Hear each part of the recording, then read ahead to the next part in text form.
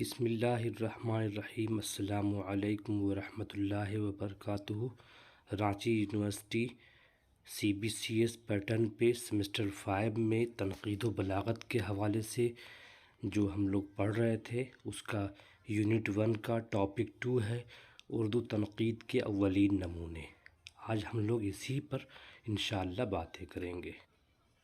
اردو کے بیشتر ناقدین اور اہل نظر کا خیال ہے کہ اردو تنقید کا باقاعدہ آغاز خواجہ الطاف حسین حالی کے مقدمہ شعر و شاعری سے ہوا جو 1893 میں شائع ہوا تھا۔ یہ بات درست ہے، مگر یہ بھی حقیقت ہے کہ حالی سے پہلے بھی اردو میں تنقیدی عناصر کی کمی نہیں تھی۔ یہ الگ بات ہے کہ حالی سے قبل ہمارے یہاں تنقید کا تصور محض مشرقی تھا۔ مشرقی سے مراد عربی، سنسکرت اور فارسی شعریات لیتے ہیں، لیکن حالی نے مشرق و مغرب کے تصور کو عام کیا۔ مشرق سمجھ لیا آپ نے، مغرب مطلب انگریزی، یونانی، لاطینی، فرانسیسی، روسی ادب وغیرہ کو مغرب مراد لیتے ہیں۔ مشرق سے مراد عربی، فارسی اور سنسکرت شعریات ہے، اور مغرب سے مراد روسی، فرانسیسی، امریکی، لاطینی اور یونانی تصور نقد ہے۔ حالی کے تنقیدی تصورات کا اگر اندازہ لگایا جائے تو صاف ظاہر ہوتا ہے کہ ان کی تشکیل مشرقی اور مغربی تصورات نقد کی آمیزش سے ہوئی، مطلب ملاوٹ سے ہوئی۔ اردو تنقید کے اولین نمونے عربی، فارسی اور سنسکرت شعریات سے مستعار نظر آتے ہیں، مطلب ادھار لیے نظر آتے ہیں۔ اردو تنقید کی بات کریں تو درج ذیل نکات پر وہ کرنا ضروری ہے کہ کن کن حوالے سے ہم لوگوں نے تنقید کا اثر قبول کیا ہے۔ نمبر 1 ہے مشاعرے کی روایت۔ مشاعرے ہمیشہ سے اردو تہذیب میں شامل رہے ہیں اور آج بھی یہ روایت جاری ہے۔ اردو تنقید کے ابتدائی نقوش ہمیں انہی مشاعروں میں ملتے ہیں۔ پہلے زمانے میں شہر میں کم سے کم 2 مسلم الثبوت اساتذۂ سخن ہوتے تھے، مطلب ایک شہر میں 2-3 شاعر ضرور ہوتے تھے جن کے کئی شاگرد ہوتے تھے، اور ان کے کئی شاگرد بھی ہوتے تھے۔ جب مشاعرہ ہوتا تو دونوں استادوں کے شاگرد بالمقابل بیٹھ جاتے آمنے سامنے۔ جب کسی گروہ کا کوئی شاعر اپنا کلام سناتا یعنی اپنی شاعری سناتا تو دوسرے گروہ کے شعراء اس پر تنقید کرنے کے لیے تیار بیٹھے رہتے۔ ادھر اس شاعر سے کوئی غلطی سرزد ہوئی تو ادھر مخالف گروہ نے تنقید کی بوچھار شروع کر دی۔ ایسی صورتحال میں بعض اہم تنقیدی نکات بھی سامنے آئے۔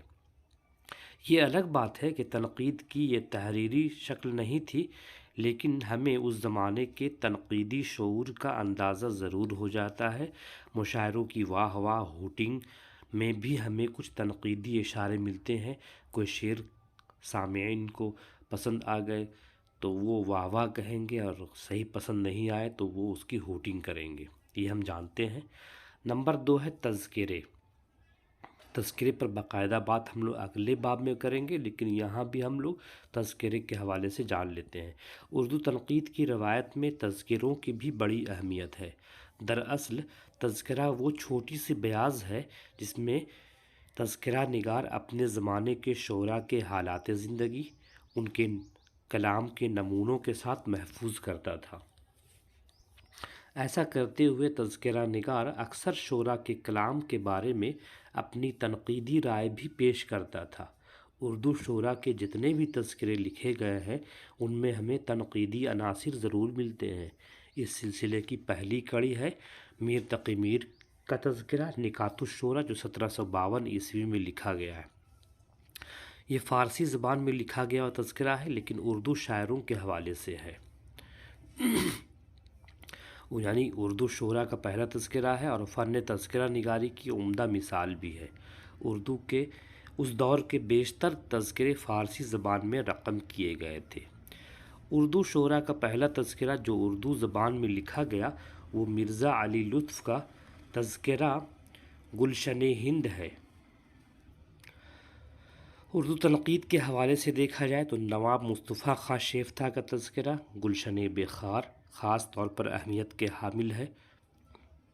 تذکروں کا یہ سلسلہ مولانا حسین آزاد کی تصنیف آب حیات جو 1880 میں شائع ہوا تک چلتا رہا۔ اس کتاب کو اردو شاعری کی پہلی تاریخ کہا جاتا ہے، لیکن آزاد نے خود اسے تذکرے کا نام دیا ہے۔ اس کے بعد اردو ادب کی تاریخیں لکھی جانے شروع ہوئیں۔ بہرحال آب حیات کو اردو شاعری کی پہلی تاریخ اور اردو شعراء کا آخری تذکرہ کہا جا سکتا ہے۔ جب ہم ان تذکروں کا مطالعہ کرتے ہیں تو جو بات بہت صاف نظر آتی ہے وہ یہ ہے کہ تذکرہ نگار نے جہاں کہیں تنقیدی آراء پیش کی ہیں وہاں بہت اختصار سے بھی کام لیا ہے، لیکن ان تمام باتوں کے باوجود تذکروں کی تنقیدی اہمیت سے ہم انکار نہیں کر سکتے ہیں۔ نمبر 3 ہے تقریض۔ اردو تنقید کی روایت میں تقریض کو بھی کافی اہمیت حاصل ہے۔ تقریض ایک ایسی تعریفی اور توصیفی تحریر ہوتی ہے جس کو کتاب کے اصل متن سے پہلے شامل کیا جاتا ہے۔ اس کا مقصد یہ ہوتا ہے کہ اس کو پڑھ کر مصنف اور تصنیف کی خوبیوں کے بارے میں پتہ چل سکے۔ تقریض نویسی مشرقی تنقید کا ایک پیرایہ ہے۔ جدید دور میں اس کا رواج کم ہو گیا ہے، لیکن اردو میں اس کا رواج زمانہ قدیم سے ہے۔ تقریض کے معنی ہے مدح یا تعریف کرنے کے۔ تقریض سے مراد ایسی عبارت کے ہیں جس میں صاحب کتاب کی مدح یا تعریف کی جائے۔ تقریض کو تنقیص کے متضاد مفہوم میں لیا جا سکتا ہے۔ تنقید میں کسی کتاب کی اچھائی یا برائی دونوں کو بیان کیا جاتا ہے، لیکن واقعہ یہ ہے کہ عربی میں لفظ تقریض زیادہ تر تنقید کے ہی مضمون میں استعمال ہوا ہے۔ نمبر 4 ہے تبصرے۔ اردو تبصروں میں بھی ہمیں کچھ غیر واضح تنقیدی اشارے ضرور مل جاتے ہیں۔ تبصرہ کی تعریف کچھ اس طرح کی جاتی ہے: کسی کتاب اور اس کے مصنف کے بارے میں جو تحریر لکھی جائے وہ تبصرہ ہے۔ یہ تحریر اگر کسی اخبار یا رسالے میں شائع ہو تو اسے تبصرہ سمجھا جاتا ہے، لیکن یہ ضروری نہیں ہے کہ ہر تحریر شائع ہی ہو۔ زبانی تبصرے بھی کیے جاتے ہیں۔ یہ ایک طرح سے کتاب اور مصنف کے بارے میں سرسری تعارف ہوتا ہے، اس لیے اس میں مصنف اور اس کے اسلوب خیال وغیرہ پر تفصیلی بحث نہیں ہوتی۔ تبصروں میں جو تنقید ملتی ہے وہ ہر لحاظ سے ناکافی ہوتی ہے۔ معیار بھی اونچا نہیں ہوتا ہے اور تفصیل تو نہایت کم ہوتی ہے۔ موجودہ دور میں بھی تبصرے لکھے جاتے ہیں، لیکن حیرانی کی بات یہ ہے کہ ان کے معیار میں کوئی تبدیلی نہیں آئی ہے۔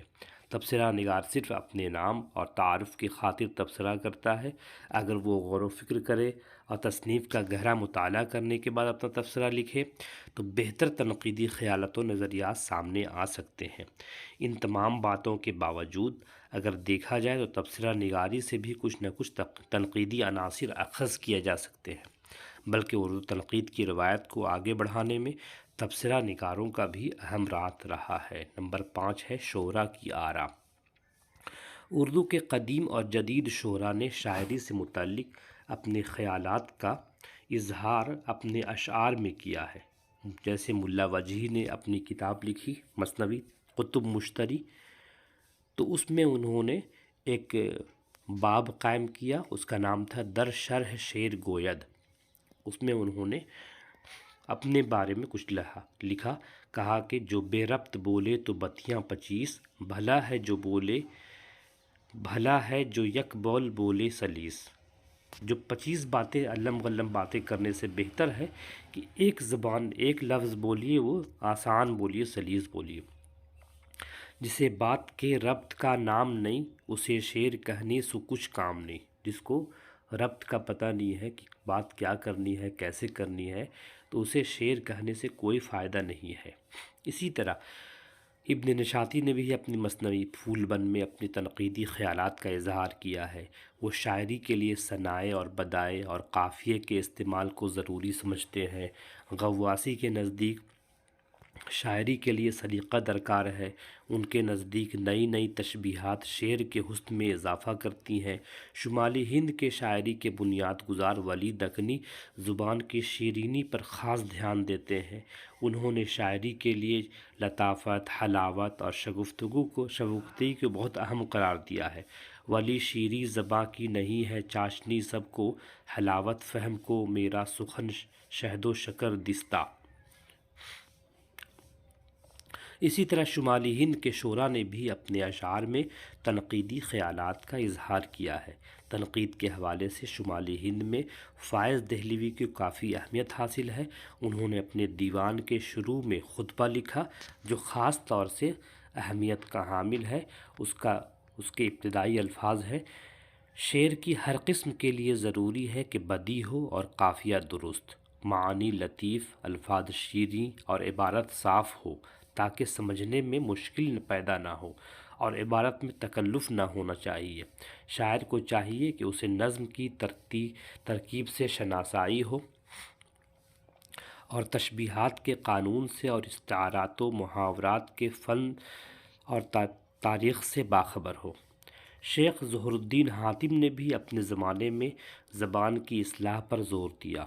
ان کا ابتدائی کلام ایہام گوئی کی عمدہ مثال تھا، لیکن بعد میں اس رجحان کے خلاف ہو گئے تھے۔ حاتم کے بعد سودا نے بھی اپنے اشعار میں بعض تنقیدی خیالات کا اظہار کیا ہے۔ اس کے علاوہ انہوں نے تنقید کے موضوع پر 2 کتابیں سبیل ہدایت اور عبرۃ الغافلین تحریر کی، جن سے ان کے مذاق تنقید کا اندازہ لگایا جا سکتا ہے۔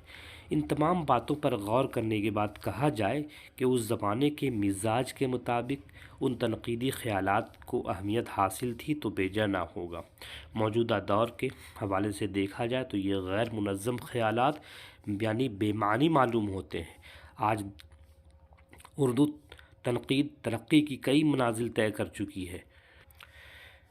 کئی سارے تنقیدی دبستان وجود میں آ چکے ہیں۔ بے شمار ناقدین نے اردو تنقید کو ترقی دینے میں اپنی خدمات پیش کی ہیں۔ نہ صرف عملی بلکہ نظری اور ہر طرح سے تنقید میں توسیع ہوئی ہے، لہٰذا ان کو کم نہ سمجھا جائے، یہ بہت ضروری ہے۔ کچھ چند کتابیں ہیں، ان سے آپ مستفید ہو سکتے ہیں۔ پہلی کتاب ہے اردو تنقید کا ارتقاء، عبادت بریلوی کی۔ دوسری کتاب ہے نظری اور عملی تنقید، یوسف سرمست کی، اور تیسری کتاب ہے عملی تنقید، اصول و عمل، ترنم مشتاق کی۔ ان کتابوں سے آپ مستفید ہو سکتے ہیں۔ پھر ہم اگلے ویڈیو میں ملیں گے انشاءاللہ، تب تک اجازت دیجیے، خدا حافظ۔